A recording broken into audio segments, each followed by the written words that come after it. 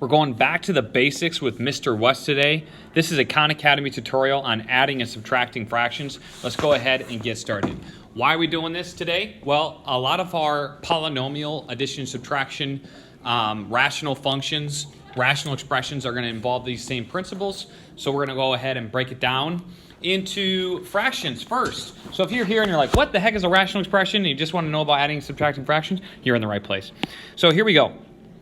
What is the principle of this? Well, the principle behind adding fractions is we have to have the same denominator for each term that we're adding or subtracting. Why is that? Well, it's because you can't say, like for example, if you have a candy bar and it's split into halves, and you have another candy bar and it's split into quarters, you can't say, oh, give me one of each, one of these, and it's saying that's the same thing, because they're not equivalent. They're not. This one, you're clearly getting more. So you say, oh, give me one from this one, you're going to get more if you say, give me one from this one. So the equivalent of this one would be 2 to that one. So that's kind of a breakdown of why we have to get the same denominator. We have to call it this. We have to cut it into the same number of pieces for it to be equal. It's like, okay, I'm going to cut this into quarters too. Now give me 1, and then give me 1, and it's going to be the same. It's going to be the same value, okay? So here we see our biggest number is 8, and generally we want to take that in consideration first. We want to find the least common factor, least common multiple of 8, 4, and 2. Least common multiple. So what number are 8, 4, and 2 all factors of? So 8, 4, and 2, we want to know these are all factors of what number?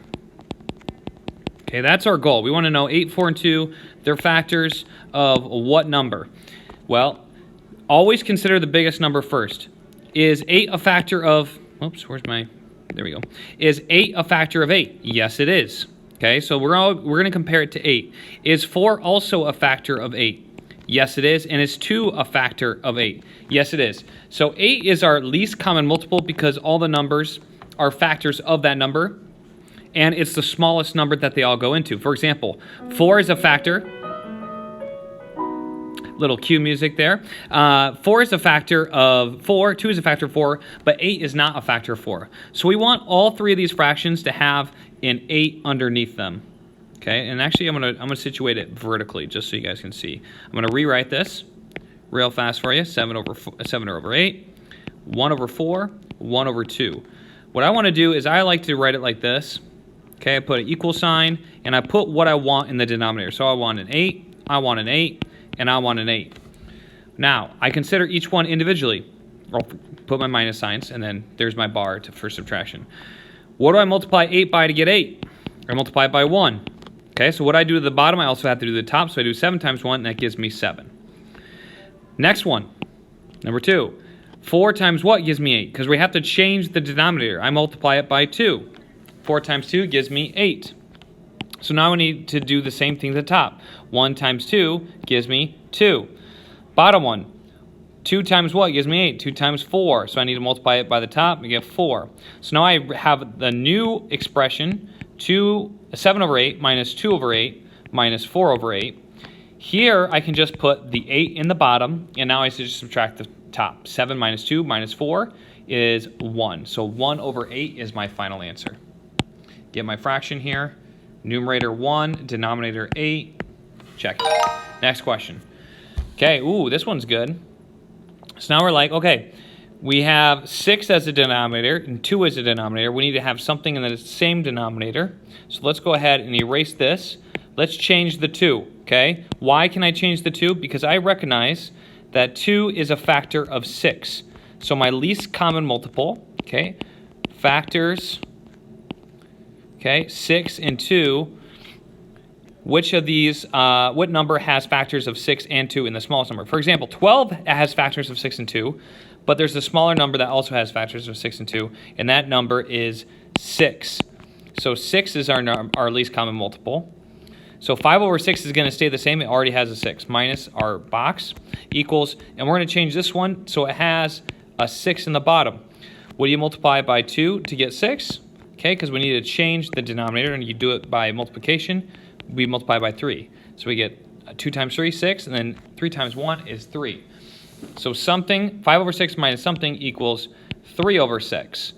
Now, if you wanted to, you could subtract 5 over 6 from both sides, or you can just see, okay, 5 minus something in the top over 6 is going to equal 3. So 5 minus x equals 3. You could solve for x, or you could just do this in your head. Let me just show you how you would solve for x. I would add x to both sides. X plus 3 equals 5. Subtract 3, x equals 2. Or this number right here, the missing value is 2. So 2 over 6. Now, I'm not sure if they want us to reduce it. We're going to go ahead and write 2 over 6, see if they have a problem with it. But we could reduce it to 1/3. But let's just see if we can put 2 over 6 and get away with it.